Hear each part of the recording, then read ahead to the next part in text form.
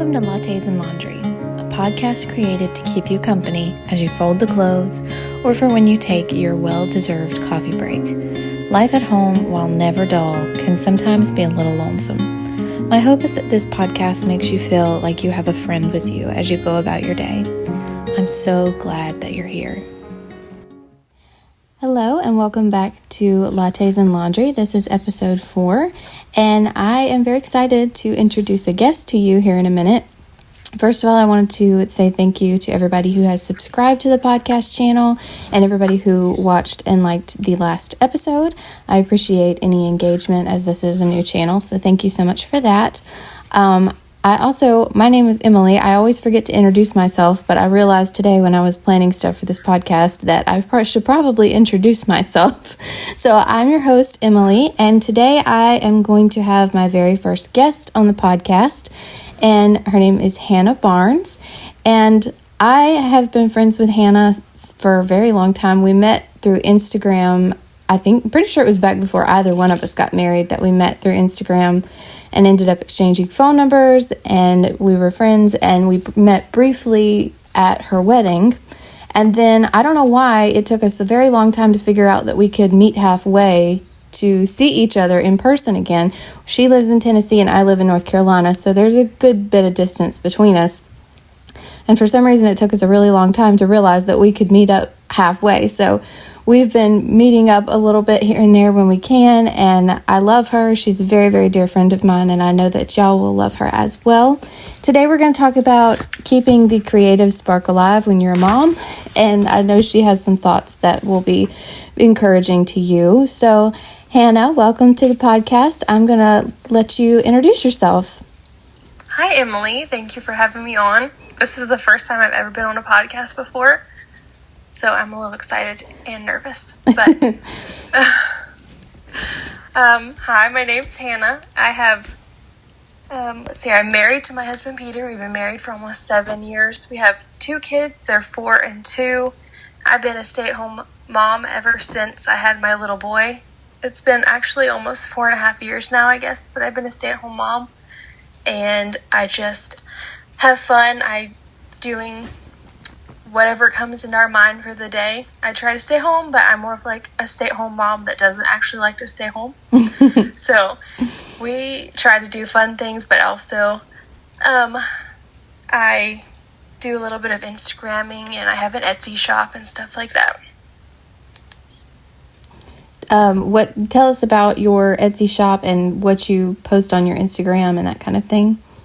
Okay, so my Instagram right now, basically I started my Instagram before I even had kids, and back then it was more of a fashion thing, but as I became a mom, and especially stay-at-home mom, I kind of pivoted to sharing like just kind of daily things, romanticizing everyday life, just making everything that is daily beautiful.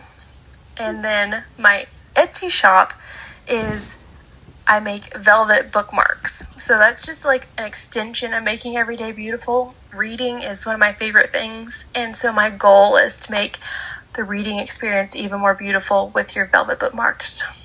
They're very, very pretty. You should definitely follow her, both of her Instagrams. She has an Instagram separate for her bookmarks, and they're very, very pretty. So today I wanted to talk to you about keeping your creative spark alive as a mom. And you and I are very, very similar. We have very similar creative brains, and we both have a constant stream of ideas.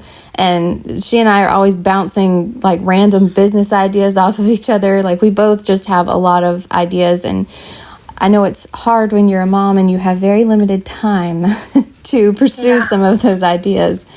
So how do you like to keep up with all of your ideas? Do you keep lists, or do you do like vision boards, or just have like a bucket list for all of your ideas, or how do you keep up with those? My brain works in like a very visual way, so I have to write things down physically. I'm also somewhat of a notebook hoarder, so I like to use my different ideas as excuses to get, a special notebook for it. So I do a lot of writing things down in notebooks, trying to keep them categorized that way, because I like to see them physically down on paper. Yeah, I love notebooks, and I'm always like a sucker for a really pretty one, but I have the hardest time like keeping up with filling them out. I have found so many abandoned notebooks, it's not even funny. Yeah, I have a really large collection of notebooks that aren't being used, but I can't seem to part with them, so.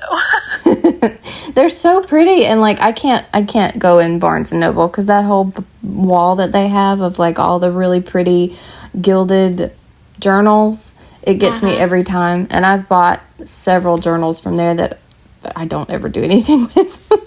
Yeah, I'm the same way. Marshall's, it's another one that has a lot of pretty journals just sitting there that are so tempting. Yeah.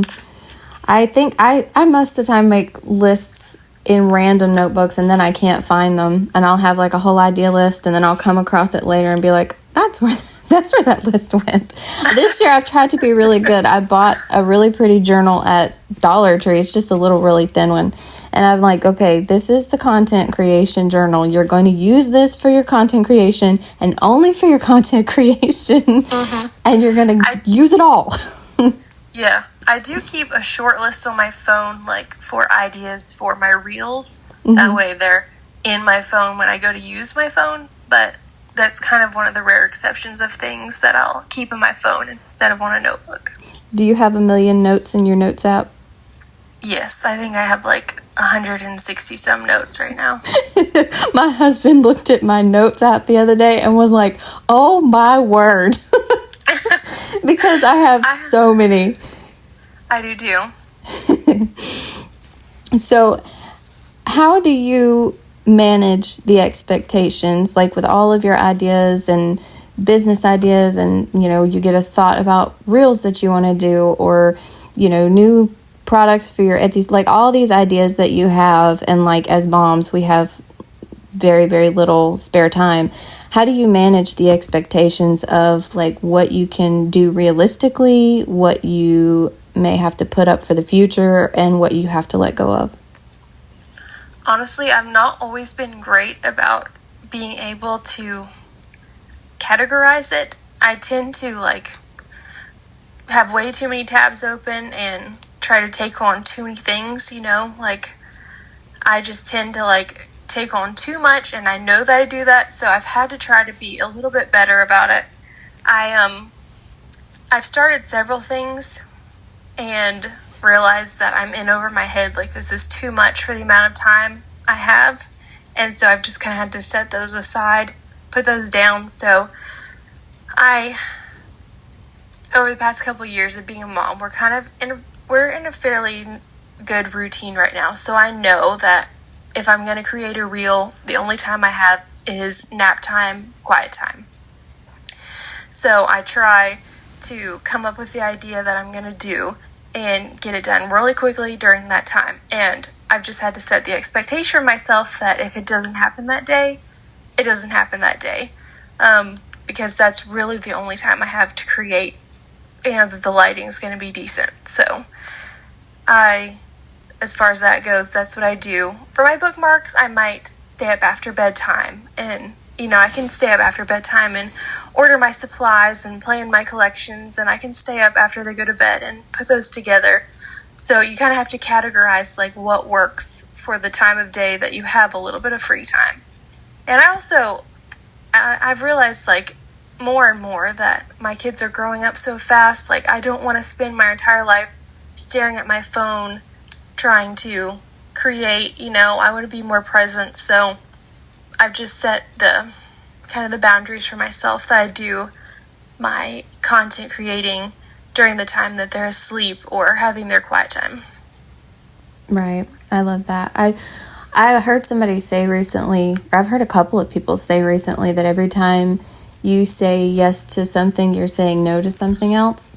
And I think that kind of goes along with it. Like because there are a lot of like, the other day I sent her a text message about seeing this storefront downtown, and I was like, oh, I would love to put a coffee shop in that storefront. Like, but that's something that's like, if I said yes to that, there's so many other things that I would be saying no to, and a lot of that would be being here with my kids. Like, sometimes it's just not the time, Right. Like, there are a lot of things that I've got like bookmarked in my brain that's like, well, maybe one day down the road, you know, when my kids are grown up, you know, maybe that will happen. But it's like I'm not hanging my hat on it, you know. Right. Mm-hmm. Yeah, I think it's like important to start with your priorities in real life, you know, what's most important, what are you going to spend most of your time on, and then everything else kind of falls into the cracks of your spare time. But you have to, you know, you kind of have to set in your mind, like, these things are the most important to me, everything else is an extra. Right. Well, on that same note, like, there are a lot of things that, you know, we have to manage our expectations on as moms, and like we can't take on everything. Like, and I think there's a lot of people that, just like you and I, that we have this ever growing fire of ideas in our heads, and it's like you just want to take it on, but you can't take all that on realistically when you're a mom, especially when you're a stay-at-home mom. But we still, as creative minded people, we still have a need to feel that inspiration and that creativity. And maybe it's not in a big business way or in a huge, powerful way, but sometimes it's just little things that we do for ourselves that we, you know, feel is something creative that feeds our soul, or something that we cultivate that's just inspiring to us. So what are little things that you do to keep your creative spark alive and to keep you inspired?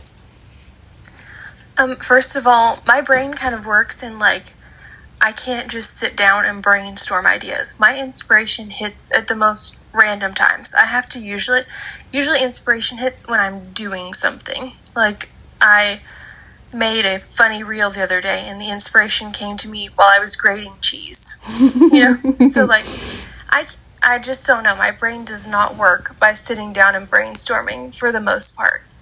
So I just have to be doing things. And if I don't, there's a lot of days that I put the kids down for a nap and I don't feel like being creative. I don't want to do anything. I want to sit down on the couch and watch a movie. But I sometimes just force myself to be creative, force myself to do those things, and then I'm really glad I did. So it's just one of those things. And then right now I'm really inspired by everything Jane Austen.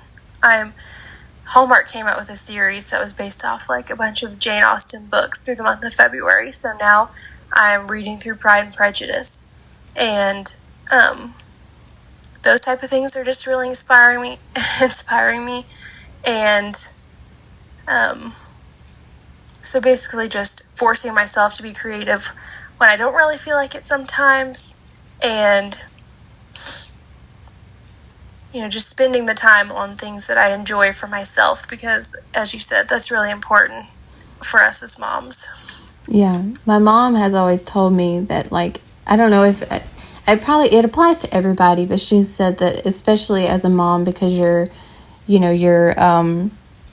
so much of your time and your brain space is occupied by taking care of your little ones, that you really need to do the things that feed your soul, the things that, you know, make you feel like yourself.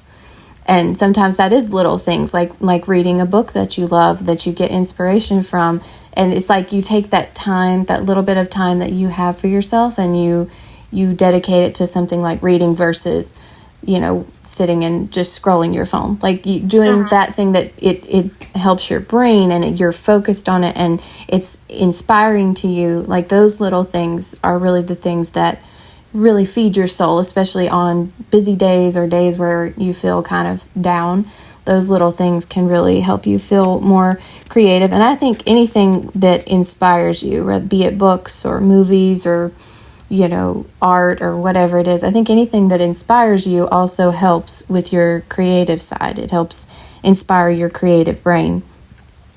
Yeah, definitely. So how do you balance the creative things that you do for yourself and the things that you want to monetize? So, like, you know, there are things that, like, for example, sometimes I get the urge once in a while to break out the paints and just sit there and paint, but I have no intention of, like, monetizing and trying to sell my paintings, because I just do that when the mood hits me, I do that for me. So like, what are some things that you do just for yourself that you don't have, that how do you balance things that you like to do as a hobby versus feeling like you have to monetize everything, if that makes sense? Right. And this is actually not something that I'm super great at. I've actually had conversations like with my sister talking about different things. And I'm like, if I don't reach this goal with this, then I'm just going to stop doing it. And she'll say to me, well, do you like it? And I'll say, yeah, I really like it, but, I'm not reaching this goal. And she'll say, well, why don't you just do it because you like it, So that is something I'm trying to find balance in. But one of the things that I do just for me, just because I love it, is read books. I love to read. I've always loved to read. Pinterest is actually another one of the things that I do just for fun and just to be inspired, because Pinterest is purely a happy place. You don't go to Pinterest and find, any sort of drama or any really negativity. It's just something fun. I'm also a musician, so I like to get my violin out and play whatever song that fits my mood. That's part of like expressing how I'm feeling at the time, or, feeling inspired. I get it out. Sometimes I do play it, and I make a video out of it, just because sometimes, creating things forces me to also do stuff for myself, as I said before. So there's just a few things that I like to do for myself that aren't, being monetized. Yes. Pinterest is definitely the superior social media. It's just a happy place, It is. Whenever I take social media breaks and I delete Instagram off my phone, I delete Facebook off my phone, I go to Pinterest and I spend my time pinning all kinds of pretty things, because it's just better. They did add ads though, which I'm not happy about. They have a lot of ads on there now, but I still like Pinterest. But I love what your sister told you, because that is true. Like, I've heard other people say that, and I tend to think kind of like you, in that like you start doing something and it's like, I could sell this, or I could, maybe I'll get rid. Like, I do the same thing. Like when I first started painting, it was like, I had that thought, like, if I got really good at this, I could sell paint. And then I'm like, no, because first of all, I'm not that great at it. And second of all, I'm like, no, this is just for me. This is not for, an Etsy shop. This is just for me, because it's like mindless. Like, I'll sit there and listen to music or listen to a podcast and paint something. And the one time that I had a really bad week that week, and my mom was like, I'm going to come over and you can go out. And I took my basket of paints and sat by the river by myself and painted. And it was like the nicest thing. And it was just for me, for nobody else. That sounds really nice, actually. It was nice. So what are some things that you're finding inspiration in right now? I know you mentioned Jane Austen, that you're finding a lot of inspiration in reading Jane Austen books. But what are some things that you are finding a lot of inspiration in right now? Yeah, I'm finding a lot of inspiration in Jane. I don't know what it is, but I love all things Jane. I've watched movies, based on her books since I was much, much younger. And I always find inspiration in the ocean. Anytime I can go to the ocean, I just sit there, and just sit there and ponder. I don't even care if I get in the water. It's just, I can sit there and ponder. So I'm hoping to go there soon. But yeah, honestly, mainly my focus lately has been Jane. And I love when I'm creating, specifically for Instagram, I really enjoy when I get on there and I see funny videos. So I've been coming up with a few things that are just funny. They're just fun. They're not anything super crazy, like how to make recipes or whatever, but they're just something you can get on there and laugh about. Yeah. I love when Instagram makes me laugh. I don't like being bombarded by heavy, emotional, 1 minute you're crying and 1 minute you're mad. Like, I just want to laugh. So let's start a fight with people. Who is the best Darcy? Who is the best Darcy? It's obviously the one with Keira Knightley and Matthew McConaughey. Is that how you say his last McFadden. name? Matthew McFadden. Yes, that's right. Yes, I agree. And just to be honest, I have watched a lot of Jane Austen, movie adaptations, and I don't think there's actually an adaptation from any of her books that is equal to the one they did in Pride and Prejudice.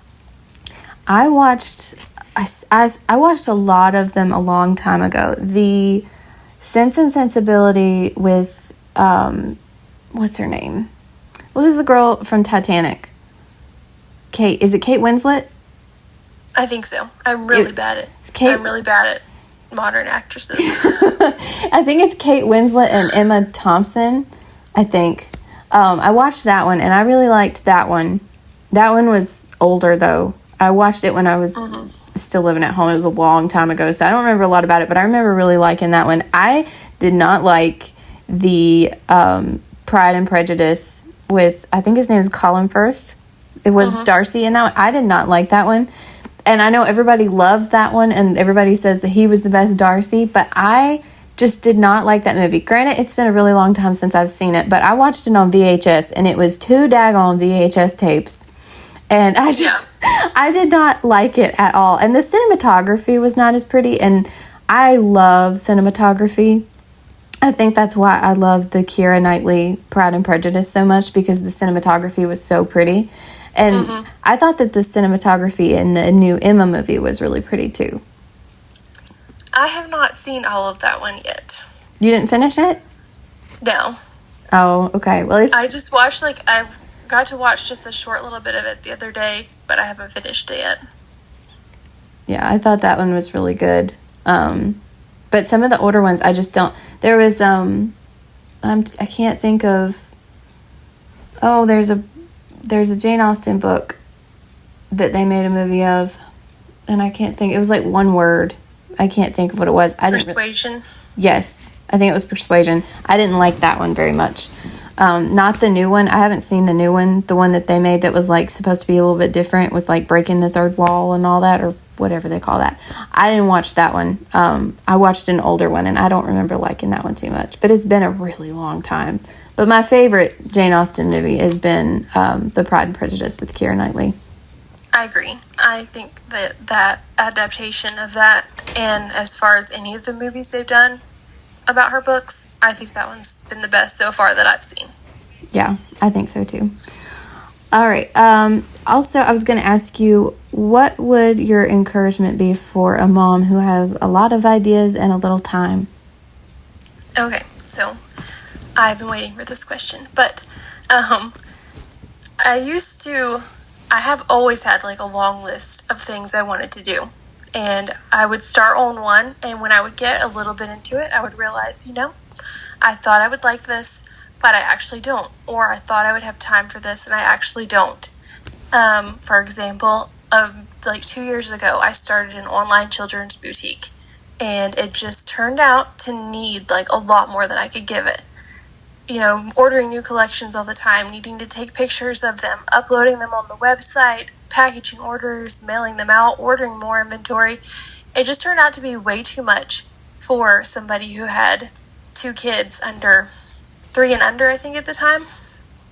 So I put it down, but I felt like a horrible failure. I was like, you just keep starting things and you just keep quitting. But then I kind of changed my whole thought process. And basically, I've realized I have a long list of things I want to try. And if I start them and realize they're just not for me, I'm not quitting. I'm just finding things that don't work for me, So I would just encourage you to write down all the ideas you have. Anything that you've thought of that you'd like to try, like an Etsy shop or whatever it may be. It doesn't have to be anything monetary. If you just want to do something for fun, just write it down and then go through the list and do it like from order of importance. I want to do this one first, and if then move all the way down the list. And if you don't like it, just stop doing it. Don't feel like it's a fail Don't feel like you're giving up on something. Just realize some things aren't going to work for you, but you tried them, and now you're on to the next thing. I agree. I feel like there's been things that I've tried as well that is like, it just didn't work. It just didn't work out. But you do kind of tend to want to beat yourself up about it and feel like you failed. But I agree. Some things just, you can try it. It doesn't mean that you're bound to it forever. You tried it and it just didn't work out for you. So I agree. I love that. Exactly. I'm like, my list is long and life is short, so I'm just going to, give it all a go, and I don't have to stick with anything if I don't want to. Right. And if you're going to do something, like that you're, especially like if you're planning on starting a business, doing something, you don't want it to be something that you don't enjoy. You want it to be something Right. that you love, that you can be passionate about, or that's going to just translate. When my little boy was much younger, I decided to try embroidery, hand embroidery. I didn't even finish the one piece. Like, I went to Walmart and got one of those little kits. I didn't even finish the kit because I realized, like, I had such a little bit of time that he was not going to be around me with a needle in my hand, that I was just like, you know what, this is not going to work for me. It's beautiful, but I'm going to leave that to somebody else, who has more time for this, and move on to the next thing. I have a whole closet full of abandoned projects. And I hope that one day I'll get back to them eventually. I was like, I have this picture in my head of what I will be like when I'm older and my kids are either, they may not be moved out yet, but they're grown, and I imagine myself getting back to all my projects, but who knows? I may or I may not. By then, you'll have a completely new list of things you want to do, probably. Probably have, and I'll have a list of things for Brennan to do when he's retired. So we'll be doing things together, I guess. But yeah, I have a lot of things that I've like put to the side, and some of them I just plain forget about. Like I told you, I was going to try to crochet granny squares. I bought yarn. I have not touched it. It's been in a drawer, and every time I open the drawer, I'm like, oh yeah, I was going to try to crochet a granny square. I have yet to even touch the yarn. I haven't touched it. Yeah, I knitted a very long time ago, but pretty much the only thing I ever learned to knit was scarves. I could knit like a really long scarf, and that was basically it. That's pretty much all I could crochet. I never did knitting because knitting looked way too complicated, but I took crochet lessons with my mom from a lady at church for a while when I was younger, and pretty much all I can do is either a scarf or like a blanket, because it's like just a wider scarf, but they're always crooked because you're supposed to count, and I always forget to count, and then I get all off track and the scarf looks like a backcountry road. It's like weaving all over the place, and it's terrible. Oh, I just, crocheting is apparently not my thing, and I've told myself when I bought that yarn, I'm going to do better at this, and I never even touched it. I don't think I have the patience for that type of thing anymore. Like, my focus is so short anymore. I don't think I could do it. Well, what happens to me a lot of times is I get an idea and I get really excited about it, and like in a couple of days the excitement kind of wears off and I think of a new thing, and then I get really excited about the new thing.